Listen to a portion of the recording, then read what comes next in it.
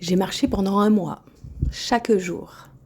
Je suis allée au bout du chemin de Compostelle, et j'aimerais pouvoir te dire que ma vie en a été transformée, bouleversée, transcendée. Mais là, ce serait te mentir.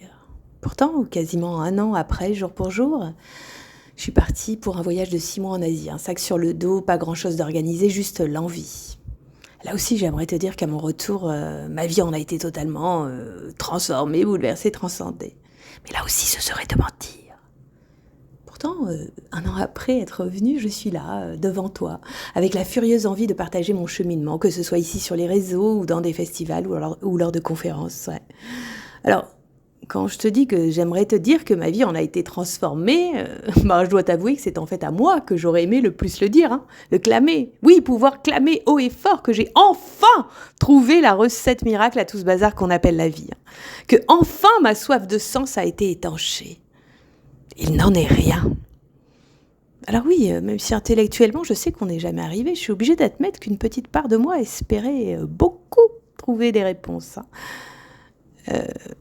Je suis revenue avec encore plus de questions et encore plus de conscience sur moi. Et je peux te dire que c'est pas joli à chaque fois.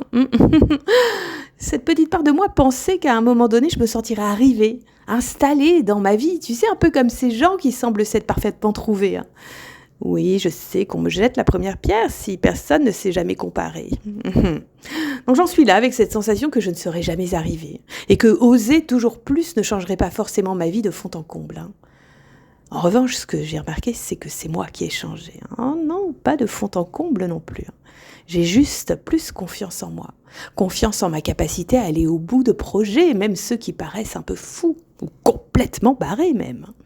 Bien sûr, je me sens encore vulnérable, même très vulnérable.